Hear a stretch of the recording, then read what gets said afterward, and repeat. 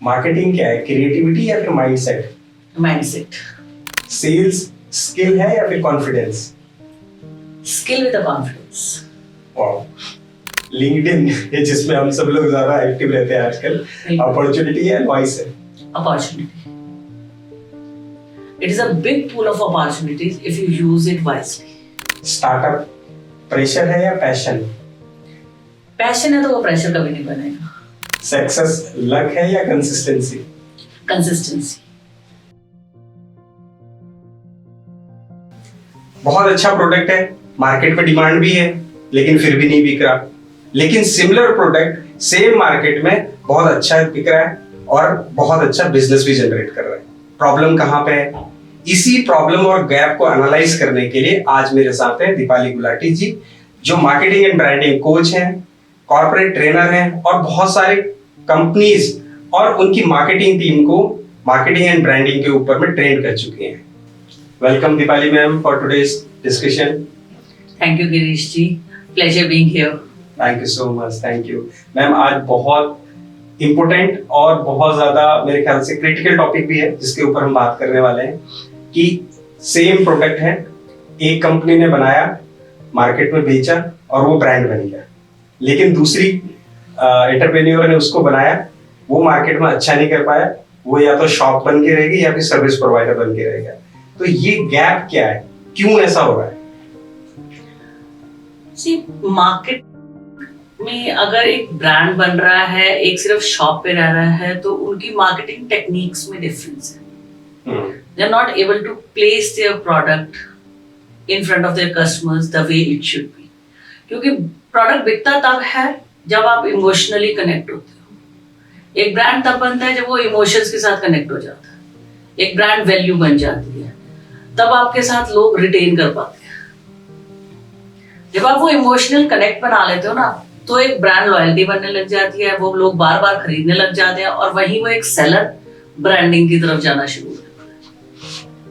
जो इमोशंस के साथ कनेक्ट नहीं हो पाता वो वहीं रह जाता है, जो इमोशनल कनेक्ट कर जाता है वो वहीं आगे बढ़ जाता है। आप कई बार कंपनीज की टैगलाइंस को साथ देखिए, you are able to connect with those taglines. वो टैगलाइंस ही हमारा इमोशन होता है। नाम अलग है, जो टैगलाइन है वो इमोशन है। अगर आपने वो कनेक्ट कर लिया, आप ब्रांड की तरफ बढ़ते जाएंगे, बढ़ते जाएंगे, बढ़ते जाएंगे। ग्रोथ आपके हाथ में। तो जो मुझे आपकी बात से समझ आया कि वो मेजर डिफरेंस है उनकी मार्केटिंग स्ट्रेटजी में। बिल्कुल। आपने वो रिलेशनशिप बिल्डिंग नहीं करी ना कस्टमर के साथ। आपने सिर्फ जा करके अपने प्रोडक्ट के बारे में बताया, खत्म कर दिया। अगर आप उस प्रोडक्ट के बारे में एक स्टोरी बताएंगे, उस स्टोरी को आप उसकी लाइफ के साथ इमोशनली कनेक्ट करेंगे, वो जरूर उसको समझ पाएंगे। आप कितनी सारी एड्स देखिए, वो 30 सेकंड्स के क्लिप में, 15 सेकंड्स के क्लिप के अंदर एक स्टोरी डिफाइन कर जाते हैं। वो स्टोरी से लोग कनेक्ट हो जाते हैं और फिर उस स्टोरी के बाद वो बार बार प्रोडक्ट बिकता है, क्योंकि वो आपकी एक लाइफ का हिस्सा बन जाता है। जब वो लाइफ का हिस्सा बन गया तो बार बार लोग उसी को जाएंगे सुनने के लिए, जब तक उनको एक नई कहानी नहीं मिलती। तो मतलब इसका मतलब ये हुआ कि जो जितनी अच्छी कहानी बता पा रहा है अपने प्रोडक्ट के बारे में, वो मार्केट में उतना ग्रो कर रहा है, और जो अपनी स्टोरी टेलिंग नहीं कर पा रहा है वो अच्छा नहीं कर पा रहा है। बिल्कुल। Very nice. तो अब जो हम बिजनेसेस की बात करें, अब ये स्टोरी टेलिंग तो मार्केटिंग से होगी, ब्रांडिंग से होगी। अब जो बिजनेसेस हैं वो तो जो मार्केटिंग है ना उसको एक्सपेंस लेके चलते हैं कि भाई ये तो खर्चा है, हमने तो प्रोडक्ट बना दिया, अब हम नाना ताऊ दादा भाई सबको बोलते रहेंगे, आपस में बेचते रहेंगे, थोड़ा बहुत इस तरीके से करते रहेंगे, और वो जो मार्केटिंग एक्चुअल मार्केटिंग करनी चाहिए उसको वो एक्सपेंस लेके चलते हैं। अगर मैं स्पेशली एमएसएमईज की बात करूं तो उनको जब हम मार्केटिंग के बारे में बात करते हैं, because we are also into marketing, जब भी हम मार्केटिंग की बात करते हैं तो वो कहते हैं तो खर्चा है, हमने करना ही नहीं है। तो आपको भी ऐसी फील आती है या फिर आपको मिलते हैं ऐसे कस्टमर्स जब आप खुद मार्केटिंग की ट्रेनिंग देते हैं, ये सब करते हैं, फीडबैक मिलता है ऐसा? देखिए, हर तरफ हर टाइप के लोग मिलते हैं हमें। जैसे आपको मिलते हैं वैसे हमें भी मिलते हैं। आप ग्राउंड लेवल पे उनके साथ बात कर रहे होते हैं, हम एक डिफरेंट लेवल पे उनके साथ बात कर रहे होते हैं। बात ये आती है कि जो फैमिली बिजनेसेस हैं, जो पुराने बिजनेसेस आ रहे हैं, वो एक मोनोटोनस से सिस्टम के अंदर काम कर रहे हैं, वो उनका कंफर्ट जोन बन गया। उसके बियॉन्ड अगर हम उनसे बात करेंगे तो उनको कंफर्ट जोन से बाहर जाना है।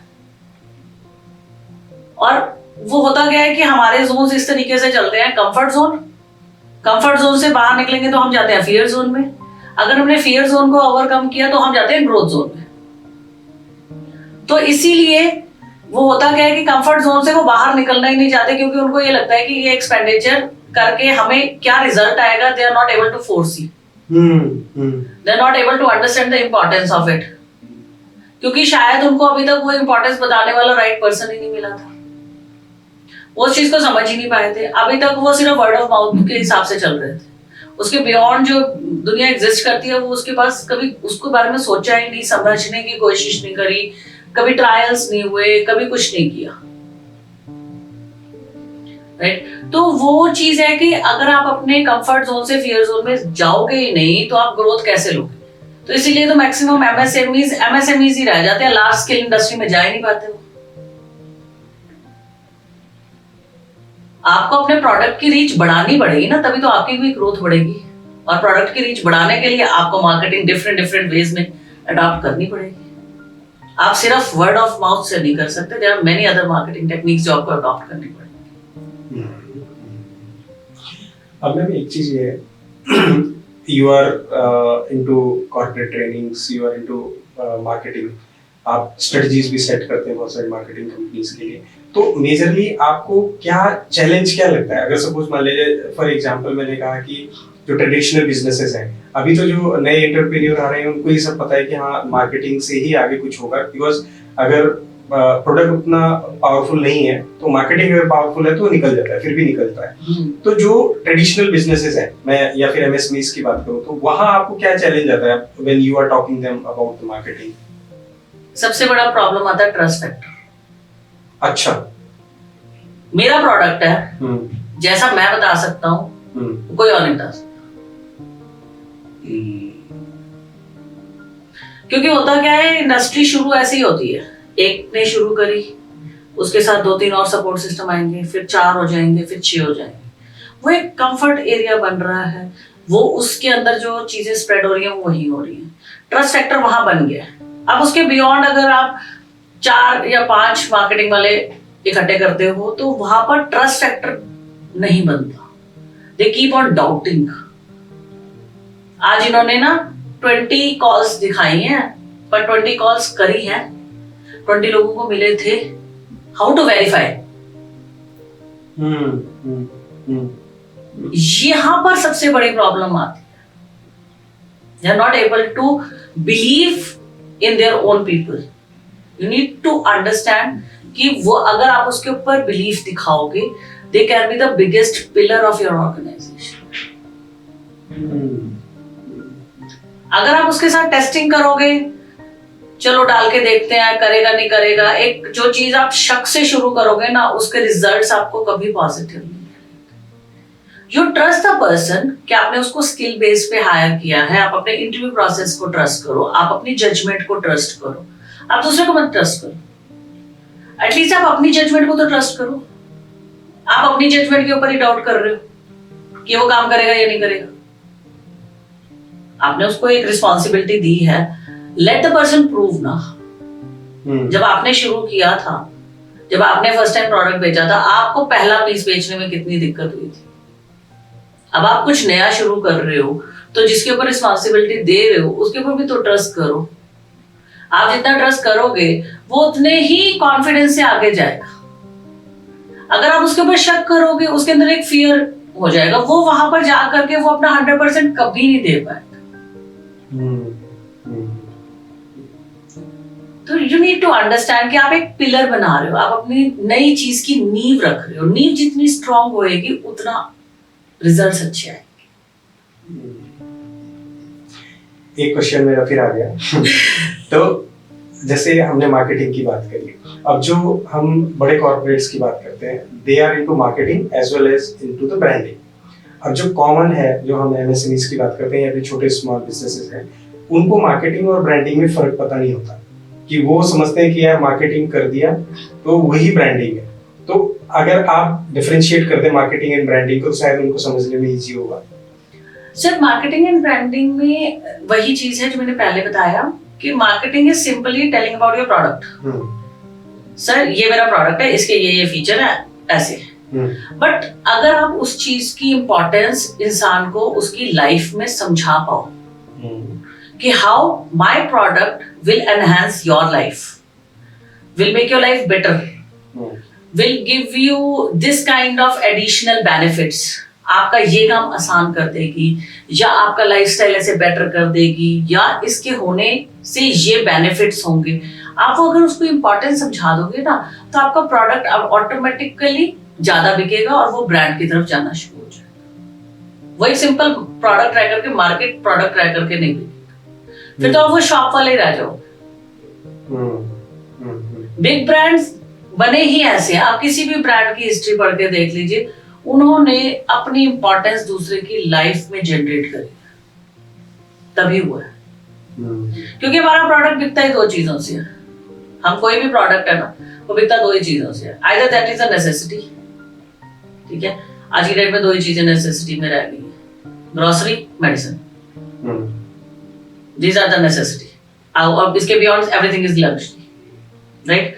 तो वो अगर आप ग्रोसरी एंड मेडिसिन को तो छोड़ दो, वो तो आना ही आना है, इसके बियॉन्ड जितनी भी चीजें हैं, या तो आप उनकी अर्जेंसी क्रिएट कर दो कि इसके बिना तो आपका अक्ल भी खराब है, ठीक है, आपकी पिच इतनी स्ट्रांग होनी चाहिए, या फिर आप उसकी लाइफ में उसकी इंपॉर्टेंस इतनी जनरेट कर दो ना कि उसके अंदर वो फोमो आ जाए कि हाय अगर ये मेरे पास नहीं हुआ तो आज की जनरेशन तो गई, तब आपका बिक जाएगा, तब आप वो ब्रांड की तरफ भी चले जाए। Because anybody who is using it will tell 10 benefits about it, will then show off, Instagram पे जाएगा, 10 अदर चीजों पे जाएगा, word of mouth spread हो गया, आपका काम हो गया। बहुत अच्छा, बहुत अच्छा, मुझे लगता है कि कनेक्ट हो गया, सब लोगों को समझ में आएगा ये चीज।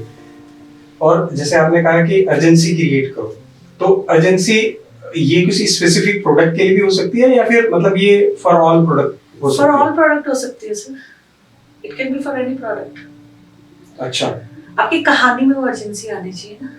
सर आप देखिए, अगर आप कोई भी एड चला रहे हैं, एड आपने टीवी पर देखी, आपने इंस्टाग्राम पर देखी, आपने फेसबुक पर देखी, आपने ओटीटी पर देखी, कहीं पर भी देखी, तो आपके इनिशियल जो स्टार्ट पिच होता है, उसके जो इनिशियल सेकंड्स होती है 5 to 10 सेकंड्स, उसके अंदर हुक बनना चाहिए आपका। अगर वो हुक बन गया पूरी कहानी सुनेगा, अगर वो हुक नहीं बना कस पर गया। क्योंकि आज की डेट में तो हर जगह स्किप की ऑप्शन आती है ना, they'll skip, they'll scroll, दोनों ऑप्शंस हैं उनके पास। अदरवाइज आपके रिमोट्स में तो बैक बटन भी है, आप बैक भी जा सकते हो। So you have a number of options, और हमारे से ज्यादा अपकमिंग जनरेशन जेन जी और जेन अल्फा को हमसे ज्यादा ऑप्शंस पता है how to move to the next world. Gen Alpha जो या जेन जी हम बोले, आज ये इतने ज्यादा एंटरप्रेन्योर सेंट्रिक है, एंटरप्रेन्योरशिप के अंदर इतने चले गए। अभी तो कॉलेजेस में एंटरप्रेन्योरशिप को लेकर भी प्रमोशंस चल रही है, वहाँ पे भी गवर्नमेंट की स्कीम्स है कि स्टूडेंट को भी कराओ। वो जो बिजनेस लेके आ रहे हैं या वो बिजनेस कर रहे हैं, वो ट्रेडिशनल बिजनेसेस से बिल्कुल अलग है, बिल्कुल अलग है। एक ट्रेडिशनल बिजनेस है जिसने 1000 करोड़ कर लिया, उसको कोई नहीं जानता, लेकिन एक जेन जी ने एक नया बिजनेस किया, उसने 10 करोड़ रुपीस का भी बिजनेस किया तो उसको दुनिया जानती है। ये डिफरेंस क्यों है? बिकॉज जो आज की जनरेशन है ना, वो लेटेस्ट टेक्नोलॉजी को साथ लेके चल रही है।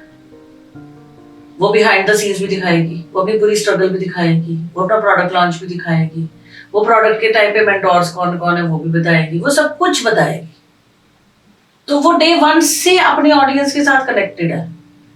वो इमोशनल बाइंडिंग जो पुरानी ऑर्गेनाइजेशंस जो 1000 करोड़ बना करके बैठी हुई है, उनके लिए विकिपीडिया ढूंढना पड़ता है, विकिपीडिया पे उनकी कहानी पढ़नी पड़ती है। ये अपनी कहानी डे 1 से खुद ही बता रहे हैं। तो इसीलिए लोगों को पता है, उनको पता है कि आज का टाइम डिजिटल मार्केटिंग का है। तो डिजिटल मार्केटिंग में डे वन से बता रहे हैं सब कुछ। आप सिंपल कुछ भी देख लो, उसमें बिहाइंड द सीन्स आता ही आता है। दिस इज व्हाट हमने किया है और उसकी वजह से हमारे यहाँ पहुंचे हुए हैं। मतलब जो आपने बोला कि स्टोरी टेलिंग, तो वो स्टोरी टेलिंग जो है वो डे वन से शुरू हो जाती है। जहाँ पर उनका ग्राउंड वर्क शुरू होता है ना, वहीं से उनकी स्टोरी टेलिंग शुरू हो जाती है। और जो 1000 करोड़ बना के बैठा है उसकी स्टोरी है नहीं, क्योंकि वो अपना एक्चुअली हम उसको दूसरी लैंग्वेज में बोले ना तो वो अपना धंधा बनाने में लगे हुए थे।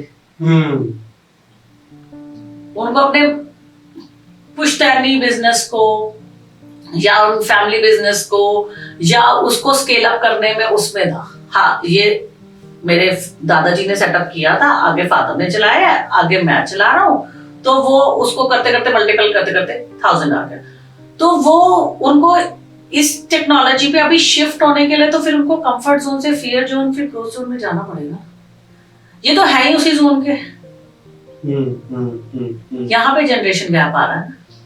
ये तो है ही उसी जनरेशन के। इन्होंने तो आज क्या खा रहे हैं वो भी डालना है उन्होंने, तो बिजनेस में तो वो क्या क्या कर रहे हैं वो तो उससे ज्यादा बताएंगे ना। And then there is it is a time for fail fast. अगर वो फेल भी हो गए हैं तो वो भी बता देंगे। आप टीवी पर देखो Shark Tank, how loudly they tell about कितने करोड़ का नुकसान मैं कर चुका हूं। It is equally acceptable. पहले नहीं था, time has changed, but they accept कि हाँ ठीक है, काम करोगे तो फेल भी होगे। इट इज नॉट 100% कि आपने काम किया तो आप सक्सेसफुल ही रहोगे। यहाँ पे एक क्वेश्चन और बन गया। जैसे हमने बोला कि जेन जी लेटेस्ट टूल के साथ क्या कहते हैं चलती है, इंस्टा भी है, ये भी है, वो भी है, सब पे चल रही है। जहाँ पे सबसे ज्यादा ऑडियंस अवेलेबल है वहां जेन जी आपको मिलेगी, और उन्होंने अपने प्रोडक्ट को, अपनी स्टोरी को उनके साथ में कनेक्ट कर लेना है। अब हमने कहा कि एक तो मार्केटिंग का मेथड ये हो सकता है, अगर हम ट्रेडिशनल बिजनेसेस को लें और ये जेन जी के नए बिजनेसेस को लें जो अब नई थॉट पे, नए इस पे एनवायरनमेंट पे, इकोसिस्टम पे बिजनेसेस बन रहे हैं, तो क्या क्या और मेथड्स हो सकते हैं मार्केटिंग के?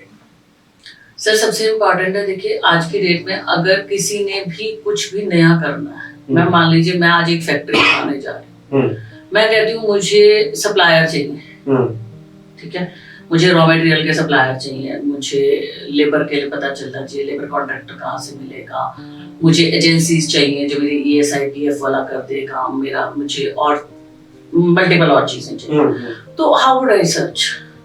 मैं दो सोर्सेज है, या तो जो इंडस्ट्री में ऑलरेडी बैठा हुआ है मैं उससे बात करूँ, या फिर मैं गूगल करूँ। तो गूगल पे आप तब मिल सकते हो जब आपका गूगल प्रोफाइल पेज होगा, है ना, and that one active one and a verified one, ठीक है ना। तो ब्लू टिक होना तो बहुत जरूरी है, नहीं तो गूगल ने कभी भी बंद कर दिया। तो अगर आप अपनी इंडस्ट्री के बारे में अभी तक दुनिया को सिर्फ विकिपीडिया के थ्रू बता रहे थे, तो अब आप it's time you should move to Google profile page, ठीक है। हम समझते हैं कई बार ये होता है कि आपके बिजनेसेस ऐसे हैं कि आप ओपनली अपने कस्टमर्स नहीं रिवील कर सकते, ठीक है ना।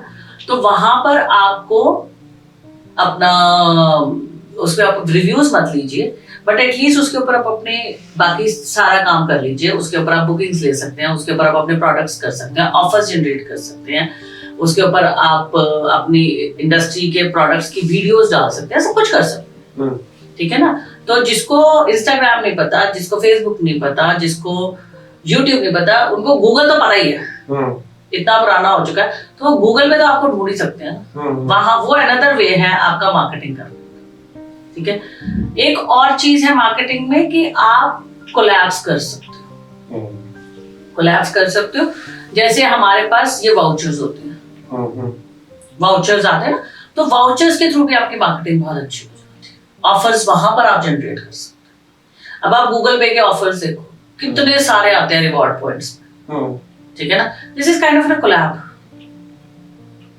एक टाइप का कोलैब ही है, ठीक है ना। तो वो कोलैब में आपके पास ऑफर्स आ रहे हैं, वहां पर अगर आपको कोई ऑफर दिख रहा है तो एक बार इंसान जाके क्लिक तो कर ही रहा है, आपको देखेगा तो सही। एक ऑफर है, एक की जगह वो 4 चीजें देखेगा, 4 में से शायद वो एक ले भी ले। आपकी रीच तो बढ़ रही है ना ऑडियंस की, आप you are able to reach to the mind of the audience. वो एक और आपकी रीच बढ़ाने का तरीका हो सकता है। वेरी नाइस, वेरी नाइस, बहुत बढ़िया। और I am into digital marketing, तो मैं समझ पा रहा हूँ और मुझे लगता है कि ऑडियंस भी समझ पाएगी। ओवरऑल ऑब्जेक्टिव ये है कि आपका प्रोडक्ट कितना भी अच्छा है, अगर वो कस्टमर तक पहुंचाना है तो आपको मार्केटिंग एंड ब्रांडिंग की हेल्प लेनी पड़ेगी। Without that you will not be able to place your product into the right market. बिल्कुल सर, है ना? इसका एक बड़ा अच्छा सा एग्जांपल देती हूँ। Right place, right product at the right place का। We are living in Tri-City, ठीक है? Tri-City में Elante is one of the known, CP67 and Elante is two known places, right? यहाँ पर अगर कोई ग्रोसरी शॉप खोलेगा, नहीं बिकेगी, उसकी 1 किलो चीनी भी नहीं बिकेगी सर, नेसेसिटी में आती है, नहीं बिकेगी, because nobody goes to mall to buy grocery shop। तो आपकी प्रोडक्ट प्लेसमेंट बिल्कुल एक्यूरेट होनी चाहिए। कौन सी ऑडियंस है, किस साइकोलॉजी की है, किस एज ग्रुप की है, किस डेमोग्राफिक यूनिट पे हैं, किस माइंडसेट के हैं, प्रॉपर आपकी स्टडी करके फिर आप अपनी प्रोडक्ट प्लेसमेंट करो, 100% बिकेगा, ब्रांड भी बनेगा। ब्रांड तब बनता है, प्रोडक्ट से ब्रांड की जर्नी तब होती है जब आपके पास रिटर्निंग कस्टमर्स का रेशियो बड़ा होता है। बहुत बढ़िया, ये आपने बहुत बढ़िया बताया। जब आपका रिटर्न कस्टमर का रेशियो बढ़ जाता है ना, it automatically converts into brand. ये बहुत अच्छा आपने पॉइंट बताया, बिकॉज मुझे भी ऐसा लगता है कि वन टाइम सेल हुई, उसके बाद अगर प्रोडक्ट अच्छा है, आपका कनेक्ट जो आपने बताया कि स्टोरी टेलिंग और इमोशनल कनेक्ट बनाया है, तो वो जब दोबारा से रीऑर्डर होगा तब वो हाउस होल्ड ब्रांड बन जाएगा। मुझे लगता है कनेक्ट हो रही बात है हमारी। अब मैम एक चीज और आ गया, हमने कहा डिजिटल मार्केटिंग। अब सपोज मान लीजिए आप एमएसएमईज को ट्रेनिंग देते हैं, तो एमएसएमईज क्या समझते हैं इस बात को, importance of marketing, importance of digital marketing, जबकि आज डिजिटल मार्केटिंग से ऊपर भी लोग एआई की बात करते हैं, और स्पेशली जेन जी की बात करें तो वो गूगल से उठ के भी चैट जीपीटी और जेमिनाई में सर्च करते हैं चीजें, है ना? और मैंने देखा है कई जेन जीज को, तो they are using Instagram for phone calls, for chat and for search. तो क्या एमएसएमई समझ रहे हैं इस बात को कि उनका जो कंपटीशन है, कोर कंपटीशन किस जनरेशन के साथ होने वाला है?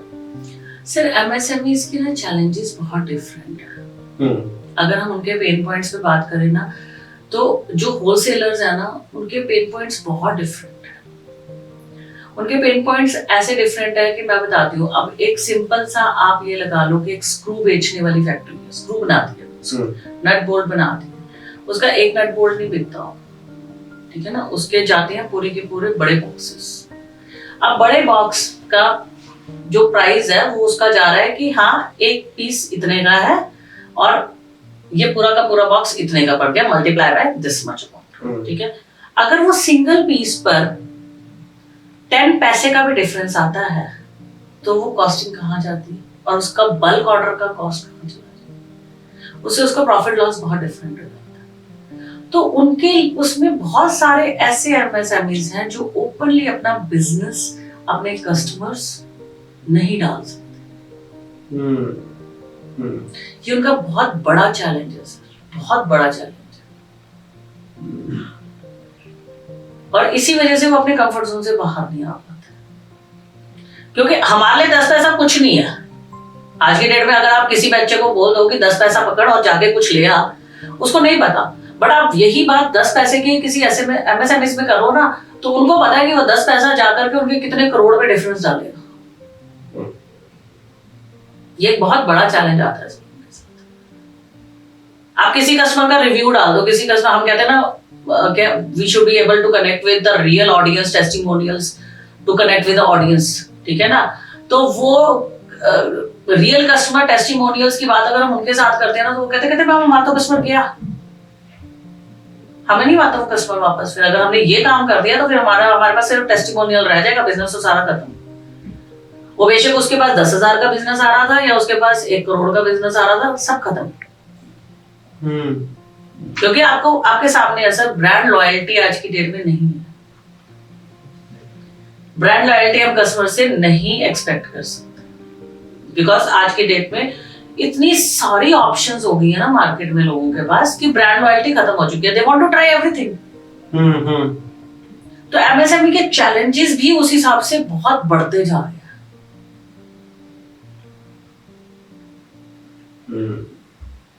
तो उनके लिए इस पे स्विच होने के लिए ना बहुत सारी हर्डल्स हैं डिजिटल मार्केटिंग पे। आते हैं लोग बट सिर्फ गूगल प्रोफाइल पेज पे कि हाँ वहां से हमने ऑर्डर ले लिया, या वो जेम पोर्टल पे रजिस्टर कर देंगे गवर्नमेंट टेंडर्स के लिए। बाकी अभी ओएनडीसी एक नया आ गया है which is now UPI of e commerce. ONDC के बारे में धीरे धीरे लोगों को पता चल रहा है, वो उस पर स्विच कर रहे हैं। तो जो इनको ऐसे सेफ प्लेटफॉर्म्स लगते हैं ना, लाइक जेम है, वो इनको एक बड़ा सेफ लगता है कि हाँ गवर्नमेंट के टेंडर्स हैं, पेमेंट भी टाइम पे आ जाएगी, तो वहां पर वो अपने आप को कर रहे हैं। बट अगर हम इंस्टाग्राम जैसी बातें करें, वो उनके लिए बहुत मुश्किल है। एक तो उनकी ऑडियंस नहीं है वहां पर, दूसरा वहां पर अगर वो ओपनली कुछ डालते हैं तो उसके जो आफ्टर इफेक्ट्स है ना, वो कई बार इतने ज्यादा डैमेजिंग हो जाते हैं कि उनको संभालना मुश्किल है। तो मतलब ये है कि अगर वो ओपनली अपने कस्टमर कौन है, कहाँ का है, ये कहीं पे डिस्प्ले करते हैं तो कॉम्पिटिटर उसको ब्रेक कर सकता है। तो वो इस फेयर में है कि अगर मेरा ये मतलब कस्टमर चला गया तो मेरा बिजनेस लूज हो जाएगा। और हो रहा है सर, होता है। अच्छा, होता है। बिकॉज मैं एमएसएमईज की मार्केटिंग ब्रांडिंग के लिए जाती हूँ, तो हमें रियल केस स्टडीज पता है ऐसी जहां पर ऐसे केसेस होते हैं। किसी ने आपको किसी के ऑफिस से निकलते हुए देखा, उसको समझ आ गया कि ये इसका कस्टमर हो सकता है, people are able to connect, और फिर आफ्टर इफेक्ट्स आने शुरू हो जाते हैं। तो कोई ऐसा सॉल्यूशन नहीं है कि जो इस फेयर से हमें निकाले। फॉर एग्जांपल मैं बोलता हूँ, आज की कंपटीशन तो हर जगह है। ओला आया तो रैपिडो भी आया, उबर भी आया, तो कस्टमर डिवाइड हो गए। लेकिन ऐसा तो नहीं हुआ कि किसी का कोई कस्टमर उठा के लेके चला गया, या जिसने बेटर प्लेसमेंट की सर्विसेज की, या फिर जिसने कस्टमर सेटिस्फेक्शन का ग्राफ जिसका रेज रहा, हमेशा इंक्रीज रहा, उसको सर्विसेज मिलती हैं। तो क्या यहाँ पे ये चीजें नहीं होती? सर उसमें सॉल्यूशंस निकल रहे हैं, बट वो ना उसको इम्प्लीमेंट करने में ना उनको बहुत एक्चुअली डैमेज इतना बड़ा है ना कि उनका उसके साथ रिस्क भी बहुत बड़ा है। अच्छा सर आप देखिए ना, करोड़ में डैमेज आता है, लैक्स में डैमेज आता है। अगर उनका एक कस्टमर जो उनको साल का पता नहीं कितने लाख या कितने करोड़ का बिजनेस दे रहा है, अगर वो लूज हो जाता है तो कितना बड़ा डैमेज है। एक सप्लायर आपका, एक पूरा वेंडर खत्म हो रहा है, एक आपका पूरा क्लाइंट खत्म हो जाता है। डैमेज बहुत बड़ा है सर, इसलिए ना वो डरते हैं, और उनके पास कोई ऐसा भी ऑप्शन नहीं है जिसके अंदर वो एक टेस्टिंग फेज कर ले। क्योंकि कई एरियाज एमएसएमईज में कई सेगमेंट्स ऐसे हैं जो बहुत छोटे छोटे क्लस्टर्स हैं, बहुत छोटे छोटे एरियाज हैं, वहां पर वो आपस में एक दूसरे को सपोर्ट करते हैं। इसके पास ए प्रोडक्ट है, उसके पास बी प्रोडक्ट है, उसके पास सी प्रोडक्ट है, उसके पास डी प्रोडक्ट है।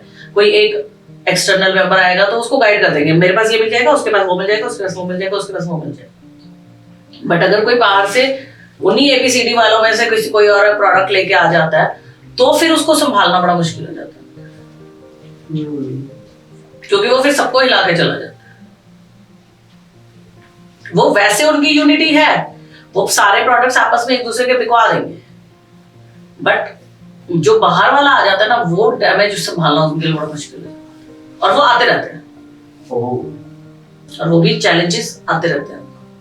तो मैम क्या कंसिस्टेंट मार्केटिंग इसका सॉल्यूशन नहीं हो सकता? अगर मैं बोलूं कि आप अगर अपने प्रोडक्ट की कंसिस्टेंट मार्केटिंग करो तो आपके पास लीड्स जनरेट होते रहेंगे, कस्टमर्स की इंक्वायरी आती रहेंगी, तो जो आपका फेयर है कि मेरा ए कस्टमर चला जाएगा तो आपको बी कस्टमर मिलने की अपॉर्चुनिटी हमेशा मिलती रहेगी अगर हम कंसिस्टेंट मार्केटिंग करते हैं तो। सर हमने उनको ना अभी पीछे रिसेंट हमने यही गाइड किया था कि आप ना अपने एग्जीक्यूटिव को ना डिफरेंट रीजन में जाकर के मार्केटिंग करने के लिए, आपका कस्टमर बेस यहाँ पर है, आप यहीं पर मार्केट मत कराओ, switch to a new demographic unit,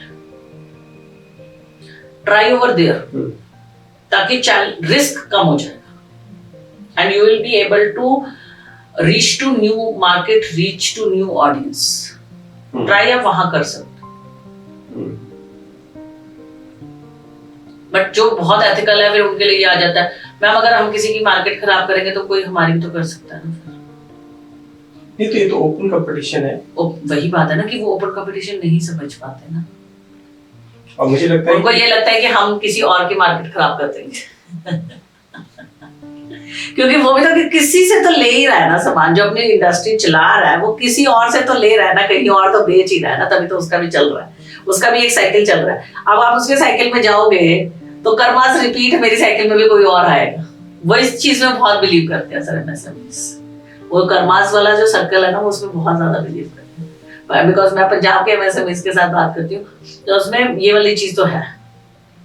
लेकिन मुझे ऐसा लगता है पर्सनली कि आप किसी और की नहीं कर रहे हो, लेकिन उसका इंटेंशन हो सकता है कि they will break your customer then you will have sir वही है ना कि वो अपने लिए भी डरते हैं, वो दूसरे उनके पास इतने सारे एक्सक्यूजेस होते हैं ना, इतने सारे एक्सक्यूजेस होते हैं ना अपने आप को ना के तरफ खींचने के लिए कि उनके ब्रेनस्टॉर्मिंग बहुत ज्यादा करनी पड़ती है, बहुत ज्यादा, उनको बहुत सारे बेनिफिट्स बताने पड़ते हैं। एआई उनको समझ आ रहा है। अगर हम एआई की बात करते हैं ना कि एआई से आपका ये मेल आ जाएगा, ये आपकी इमेज बन जाएगी, आपको लोगों का आ जाएगा, आपको ये हेल्प हो जाएगी, ये हेल्प हो जाएगी, एआई की सारी हेल्प्स अगर हम उसको बताते हैं तो दे आर एबल टू, हाँ ये अच्छा है क्योंकि उससे उनको कोई डैमेज नहीं हो रहा और ना किसी और कस्टमर किसी और के लिए कुछ नुकसान हो रहा है, वो उनका काम थोड़ा सा इजी हो रहा है, वो उनको समझ आता है। बट अगर हम इस चीज पे जाते हैं, हम इसके ऊपर कितनी अच्छी ब्रांड्स के एग्जांपल्स देके समझाते हैं, फिर भी उनको कहीं ना की तरफ जाने का एक्सक्यूज है, बिकॉज वही है ना सर, कंफर्ट जोन से निकलेंगे नहीं तो फिर वो दिक्कत। आपने जो इनिशियली बोला था ना कंफर्ट जोन से फेयर जोन में और उसके बाद ग्रोथ जोन में, वो कंफर्ट जोन से निकलना ही नहीं चाहते हैं सर। उसमें से मतलब आप ये लगा लो पूरे हॉल में अगर 30 to 40 बैठे हुए हैं ना, तो उसमें से कोई 2 होंगे जो कंफर्ट जोन से निकलने के लिए हाँ सोचना चाहते हैं, ये रेशो रहती है। अब मैं समझ पा रहा हूँ कि मार्केटिंग एंड ब्रांडिंग कोच की जो रिस्पॉन्सिबिलिटी है वो कितनी टफ होती होगी, कि अगर इतना रेसिस्टेंस है वहां से, उसके बाद भी अगर हम उसको कन्विंस कर रहे हैं कि आप मार्केटिंग एंड ब्रांडिंग के ऊपर काम करो, तो मतलब हैंड्स ऑफ टू यू कि मतलब उसके बाद भी आप लोग उनको कन्विंस कर रहे हैं कि हाँ आप कीजिए मार्केटिंग एंड ब्रांडिंग। क्योंकि मुझे लगता है जो आपने बताया उसके हिसाब से तो मैं खुद नेगेटिव हो जाऊंगा कि नहीं यार मार्केटिंग नहीं करनी चाहिए, ये तो ये हो जाएगा, ये तो ये हो जाएगा। सर वो उनको मतलब बार बार ये चीज करनी पड़ती है कि नहीं ये बेनिफिट है तब वो जाके समझते हैं इस चीज को, तभी ग्रोथ आएगी, तभी स्केल अप करोगे। आज 100 करोड़ पे बैठे हो तभी 500 करोड़ पे पहुंचोगे, करना पड़ेगा। मैम ये स्टोरी तो समझ में आ गई मुझे कि कॉम्पिटिटर देख लेगा मेरे बिजनेस को समझ लेगा, मेरे कस्टमर को उठा लेगा, तो मेरे को मार्केटिंग की जरूरत नहीं है ना, ये एक भी एक्सक्यूज हो सकता है। अब मैं ये कहता हूँ कि कुछ ऐसे बिजनेसेस हैं जिनको मार्केटिंग की नीड है, स्मॉल बिजनेसेस हैं मार्केटिंग की नीड है लेकिन बजट बहुत लिमिटेड है, तो उनके लिए मार्केटिंग के क्या क्या ऑप्शन अवेलेबल हो सकते हैं? सर उनके लिए सबसे बेस्ट है मार्केटिंग का option digital marketing, because we know कि डिजिटल मार्केटिंग में इन्वेस्टमेंट कम है। जहां पर आपको लगता है वहां आप लगाओ, जहां नहीं लगता वहां आप नहीं भी लगाओगे तब भी आपका हो सकते हैं, रीच बन सकती है आपकी with constant efforts, with consistency, with valuable comments. आपका हुक ठीक होना चाहिए, आपका जो कंटेंट है वो एक इम्पोर्टेंस जनरेट करता हो, ठीक है, तो उससे आप कर सकते हो। एंड सेकेंड इज कि अगर आपका बिजनेस स्मॉल है तो आप वर्ड ऑफ माउथ से आप उस चीज को स्प्रेड कर सकते हैं। देयर आर बिग ब्रांड्स जो आज की डेट में बहुत अच्छा कर रहे हैं और जिन्होंने अपने इनिशियल डेज में वर्ड ऑफ माउथ से ही वो चले थे। एक छोटे छोटे सैंपल्स आप जनरेट करके, बहुत छोटा सा सैंपल जो आपकी मिनिमम कॉस्टिंग में आ जाए, आप वो सैंपल डिस्ट्रीब्यूशन कर सकते हो ताकि आपकी कॉस्ट भी हैम्पर ना हो और आपका प्रोडक्ट भी अच्छी एक पब्लिक तक पहुंचे। सैंपल डिस्ट्रीब्यूशन, ठीक है ना। देयर आर मेनी इवेंट्स जहां पर सैंपल डिस्ट्रीब्यूशंस के लिए वो गुडी बैग्स के लिए मांगते हैं कि कोलैब हो जाए, तो वहां पर आप सैंपल डिस्ट्रीब्यूशंस भी करवा सकते हो अपनी, सो दैट इट स्प्रेड्स। एक और क्वेश्चन आता है, मार्केटिंग से लोग एक्सपेक्ट करते हैं कि आज मैंने मार्केटिंग स्टार्ट की और कल मुझे रिजल्ट आ जाएगा, ये पॉसिबल है? नहीं सर, नहीं है, क्योंकि वो लोग जो मार्केटिंग से इंस्टेंट रिजल्ट जनरेट करना चाहते हैं ना, वो मार्केटिंग एंड सेल्स का डिफरेंस नहीं समझते। Marketing is not sales, Marketing is setting up the mindset of a person to buy your product. Marketing is to tell the story. Marketing is to connect with the emotions. Marketing is to publicize your product. It is not about selling. Sales का काम तो बाद में शुरू होता है. जो इसको मिक्स करते हैं वही ये चीज मांगते हैं. आज मैंने मार्केट कर दी, कल मुझे सेल्स. क्योंकि आप जो चीज कर रहे हो उसका इम्पैक्ट आकर के सेल्स आने में थोड़ा सा तो टाइम लगेगा. और वो डिपेंड करता है कि आप कितना स्ट्रॉन्ग अपना मैसेज कन्वे कर रहे हो. बहुत सही. मुझे इससे एक एग्जांपल या वो आया, जब हम हाईवे पे जाते हैं तो बड़े बड़े होर्डिंग्स लगा देते हैं, है ना, कि होर्डिंग्स लगे, सेलिब्रिटी का फेस भी लगा होता है उसमें. तो मुझे कभी कभी लगता है कि ये होर्डिंग क्यों लगा देते हैं, इससे क्या सेल जनरेट होगी. लेकिन आपकी बात से अभी मैं कनेक्ट हो गया कि वो ब्रांडिंग है, वो मार्केटिंग है, वो सेल्स नहीं है. तो मतलब वो ऐसा है कि प्रोडक्ट को डिस्प्ले करा रहे हैं. अब जितने ज्यादा लोग देख रहे हैं उसको, उनको रिकॉल हो रहा है कि हाँ, this is also one brand, this is also one company selling this product. तो whenever they will require anything related to that, they can search and go to that company page or somewhere. बिल्कुल sir. Placing that hoarding, putting up your ads in newspapers, putting up your ads on TV, OTTs, it is called ATL marketing, above the line marketing, where you are addressing to the mass audience. It is ATL. Then हमारा आता है BTL, below the line, जहां पर हम 1-to-1 connect बनाते हैं. आपने door to door selling वाले देखे होंगे, आपने कहीं पर कैनोपीज वाले देखे होंगे, लोन की कैनोपीज वाले होते हैं, सैंपल टेस्टिंग की कैनोपीज वाले होते हैं. वहां पर आपको इंस्टेंट रिजल्ट मिल सकता है. बीटीएल में देयर आर चांसेस कि आपको इंस्टेंट रिजल्ट मिल सकता है, ठीक है, बट एटीएल में आपको इंस्टेंट रिजल्ट नहीं मिलता. TTL is your digital marketing. TTL में आपको ये हो जाता है कि हाँ, अगर किसी ने क्लिक कर दिया तो आपके पास एक क्वेरी आ जाती है.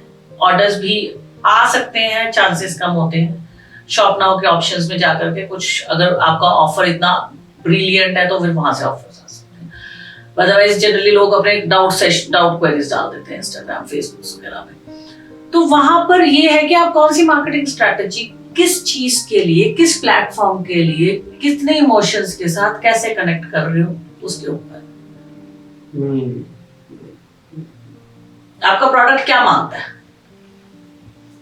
ATL, BTL, TTL. Very nice, very nice. ये कॉन्सेप्ट समझ में आया कि अगर आप इन तीनों सेगमेंट में से अपनी मार्केटिंग स्ट्रेटजी सेलेक्ट करोगे based on your product and audience, yes, तो वो जाके कहीं सेल्स जनरेट होगी. नहीं तो इमीडिएट एक्सपेक्ट नहीं करें कि मार्केटिंग से इमीडिएट सेल्स जनरेट हो. बिल्कुल. वो लोग वही हैं जो मार्केटिंग और सेल्स को डिफरेंस नहीं समझ पा रहे. दोनों के डिपार्टमेंट्स अलग होते हैं, दोनों का काम अलग होता है. मार्केटिंग वाले को बोलो कि सेल्स कर दे, नहीं कर सकते. मार्केटिंग वाला तो माइंड सेट कर रहा है. किसी की जेब से पैसा निकालना सबसे मुश्किल काम है. बिल्कुल सही है. आप बहुत सारे ऑर्गेनाइजेशंस के लिए मार्केटिंग मेंटरशिप देते हैं, मेंटर हैं आप वहाँ पे. तो कितना टफ होता है मेंटरशिप देना किसी को, ये हमने अभी तक डिस्कशन किया. अब मुझे ये समझना है कि क्या मेंटर जरूरी है किसी बिजनेस के लिए, और अगर है तो उसका रोल क्या होता है, और हाउ ही और she is benefiting to the organisation. Mentorship always help. वो एक इंडिविजुअल के लिए हो, कपल के लिए हो, या कंपनी के लिए हो, मेंटरशिप ऑलवेज हेल्प. बिकॉज एक मेंटोर आपका एक गाइड हो जाता है. वो ही always help you in time of need. He always guide you not to take the wrong decisions. He always push you to take the right decisions. जहाँ आपकी कंफ्यूजन स्टेट होती है, आपको पता होता है कि टू whom to reach. है ना? He's much more experienced than you. He visit to multiple places. तो वो आप एक सेगमेंट में बैठ के काम कर रहे हो. मेंटोर आपका बहुत सारी जगह ट्रैवल कर रहा है, बहुत कुछ देखा हुआ, या उसका एक्सपीरियंस बहुत ज्यादा है. तो वो आपको उन सारी चीजों का कलेक्टिव आपको आंसर देगा ना, जब आप उससे बात करेंगे. So that always add value. It always add. बहुत सही, बहुत सही। मुझे लगता है कि जैसे फैमिली में होता है ना, एक बड़ा घर का बड़ा, तो अगर कुछ भी प्रॉब्लम हुई तो सब उसके पास पहुंचते हैं सॉल्यूशन के लिए, और उनके पास ऐसा होता है कि हर चीज का सॉल्यूशन अवेलेबल होता है। बिल्कुल। तो सिमिलरली मेंटोर है कि मेंटोर हमें बिजनेस में हमें जरूरी चाहिए। बिल्कुल। अगर मेंटोर है तो आपके पास कोई भी प्रॉब्लम है, उसके पास जाए, उसके पास सॉल्यूशन लेके आए, राइट? बिल्कुल। मुझे लगता है कि जो हम कहते हैं कि 90% जो MSMEs हैं, स्मॉल बिजनेसेस हैं, वो इनिशियल 5 ईयर में खत्म हो जाते हैं, फेल हो जाते हैं, बंद हो जाते हैं, नहीं कर पाते अच्छा। मुझे लगता है कि एक प्रॉब्लम ये भी है कि उनके पास कोई मेंटर नहीं है जो उनको राइट डिसीजन लेने में गाइड करे। जहाँ पे वो स्टक हो रहे हैं उनको आगे मूव कराने में उनको पुश करे। ऐसा भी हो सकता है एक रीजन। सर हो सकता है, हो सकता है, क्योंकि MSMEs फेल होने के रीजन बहुत सारे हो सकते हैं सर। क्योंकि MSMEs में सबसे बड़ी प्रॉब्लम पता है क्या आती है कि अगर आपने कोई अपना फैमिली बिजनेस आगे लेके जा रहे हो, समझ आता है, अगर आप नया कुछ अपना बना रहे हो तो उसके अंदर you should put your passion into your profession, तभी काम बनेगा। अगर आप ट्रेंड के हिसाब से कर रहे हो, you are not passionate about it, failure तो आएगा sir, because then you will not be able to give 100%। वो 100% नहीं आएगा, कहीं ना कहीं आप उस चीज को लेकर के वो रिजल्ट नहीं आएगा ना। अगर हम मेरे को उस चीज के लेकर के पैशन ही नहीं है, मेरे अंदर से वो आवाज नहीं आ रही, मैं वो उसके लिए अपना माइंड बॉडी सोल डोनेट ही नहीं कर रहा हूँ, मैं 100% उसके लिए सेक्रीफाइस नहीं कर रहा हूँ, मैं नहीं कर सकता, then I'll always find excuses to run away. आज आपके साथ बात करके ना बहुत मजा आया, बिकॉज मार्केटिंग मेरा भी फील्ड है, because we are also into marketing. जो क्वेश्चंस मैंने पूछे ना आपसे, वो क्वेश्चन मेरे पास भी आते हैं when we are approaching anyone for the marketing. तो हमारी सेल्स वाली टीम हमेशा हमें बताती है कि कस्टमर कहता है कि मुझे तो मार्केटिंग की नीड ही नहीं है, मार्केटिंग तो एक्सपेंस है, मैं क्यों करूं मार्केटिंग, मैं क्यों रिकरिंग खर्चा करूं इस पे। तो आज मुझे लगता है उन सबको आंसर मिल गया हमारी डिस्कशन से कि मार्केटिंग की इम्पोर्टेंस क्या है, और अगर वो मार्केटिंग नहीं कर रहे हैं तो उसका कितना बड़ा इम्पैक्ट उनको कल झेलना पड़ेगा, और कौन है वो लोग जो उनको कंपटीशन देने वाले हैं। बिल्कुल सर, है ना? Because Gen Z is someone who is giving you the competition, that is for sure. आप चाहे 1000 करोड़ की कंपनी बना के बैठे हो या उससे बड़ी बना के बैठे हो, they will break your business someday. बिल्कुल, है ना? बिल्कुल सर। तो you have to adopt technology, you have to adopt tools, और मार्केटिंग और ब्रांडिंग के ऊपर जाना पड़ेगा। बिल्कुल सर। आप ये देखिए ना कि एक आपने अपने फादर से एक चीज सीखी, आप उसको आगे लेके जा रहे हो। MSMEs में ज्यादातर फैमिली बिजनेसेस हैं, मैक्सिमम, ठीक है? तो उसमें क्या है कि जो आपने फादर से सीखी वही आप करके जा रहे हो। जो एक इंक्यूबेटर से निकल के आ रहा है उसके पास तो बहुत सारे मेंटोर्स थे गाइड करने के लिए, उसका तो जो पैटर्न है काम करने का इंक्यूबेटर्स का वो है ही। They call different mentors, they call different experts to talk to you, to guide you. कोई सीड फंडिंग के बारे में बात कर रहा है, कोई बूटस्ट्रैप के बारे में, कोई मार्केटिंग, कोई ब्रांडिंग, कोई AI, हर तरफ से तो उनको गाइडेंस मिल रही है। बहुत बड़ा एक सेगमेंट आपके सामने आ रहा है जो आपको बहुत बड़ा चैलेंज देने वाला है। Be ready to face that. नहीं, डेफिनेटली मुझे इसकी इम्पोर्टेंस समझ में आ रही है। और अभी 2026 में हम लोग बैठे हैं। This is beyond the digital marketing now, this is something called AI era, completely AI era. तो जहाँ पे आपको ह्यूमन की भी जरूरत नहीं है, AI is giving you the all opportunities. अगर सपोज मान लीजिए अगर आप नहीं अडॉप्ट कर रहे हो इन चीजों को, तो आप कहीं ना कहीं रिस्क में जा रहे हो, और वो रिस्क आपको कल बहुत भारी पड़ने वाला है, बहुत महंगा पड़ने वाला है ना? सर वो पहले एक जमाने में पहले चलती थी ना कहावत, अभी भी चलती है खैर, पहले लोग ज्यादा इस चीज को बोलते थे। आज की डेट में मैं रिसेंट किसी को बोलते हुए सुना नहीं है। हमें वक्त के साथ चलना चाहिए। तो वो वक्त के साथ अगर MSMEs नहीं चलेंगे ना, उनके लिए बहुत मुश्किल आ जाएगी। अपनी ग्रोथ करनी बहुत मुश्किल है। एग्जिस्ट तो वो कर जाएंगे क्योंकि पैर उनके जमे हुए हैं, पर उनको ग्रोथ के लिए कंपटीटर्स बहुत स्ट्रांग मिलने वाले हैं। और मुझे लगता है कि आज के सेशन में शायद उनको कुछ न कुछ बत्ती जलाई होगी, उनकी बल्ब जले होंगे उनके। होपफुली हम इसी उम्मीद में रह सकते हैं कि उनकी बत्तियां जल जाए। हाँ, बत्तियां जले और कहीं ना कहीं वो मार्केटिंग की तरफ, ब्रांडिंग की तरफ फोकस करें। और मेरा पर्सनली सजेशंस ये रहता है व्हेन एनीवन अप्रोचेस अस कि आप छोटा स्टार्ट करो, बट स्टार्ट करो। एक दिन में 100 किलोमीटर दौड़ने से अच्छा है कि 100 दिन में 1-1 किलोमीटर दौड़ो, बट रन, बिल्कुल, but do it, but come into that era जहां पे लोग जा रहे हैं। अगर सपोज आज कोई आंख बंद कर ले और ये सोचे कि एआई मुझे टच नहीं करेगा, तो वो उसका खुद का भ्रम है। आंख खोलेगा तो देखेगा चारों तरफ एआई है, बिल्कुल। तो he has to come into the AI era। तो मुझे लगता है कि आज वैल्यूएबल रहा सेशन हमारा। अब मैम छोटा सा एक रैपिड फायर सेशन है जहां पे मैं आपसे क्वेश्चंस पूछूंगा और आपको रैपिडली मुझे आंसर देना। ठीक है sir. Done. Rapid fire session का पहला क्वेश्चन ये है कि ब्रांडिंग क्या है, लग्जरी है या नेसेसिटी है? नेसेसिटी। आज की डेट में ब्रांडिंग इज नेसेसिटी। मार्केटिंग क्या है, क्रिएटिविटी या फिर माइंडसेट? माइंडसेट जी, you need to change the mindset of the person to buy your product. जैसे आपने बताया कि स्टोरी टेलिंग है। बिल्कुल। सेल्स स्किल है या फिर confidence? Skill with a confidence. Wow. It is a skill to sell a product and that too with 100% confidence. LinkedIn है जिसमें हम सब लोग ज्यादा एक्टिव रहते हैं आजकल, अपॉर्चुनिटी है, वॉइस है? Opportunity. It is a big pool of opportunities if you use it wisely. Personal branding important है या फिर ओवररेटेड? Important. Because आज की डेट में लोग फेस को ज्यादा रिकॉग्नाइज करते हैं rather than the company name. Leadership क्या है, पावर है या responsibility? Big responsibility. Big responsibility. Because आपके पास सिर्फ अपनी नहीं होती ना. It is not only about you. It is about the whole team. Startup pressure है या पैशन? पैशन है तो वो प्रेशर कभी नहीं बनेगा। कंटेंट वैल्यू या फिर वायरल?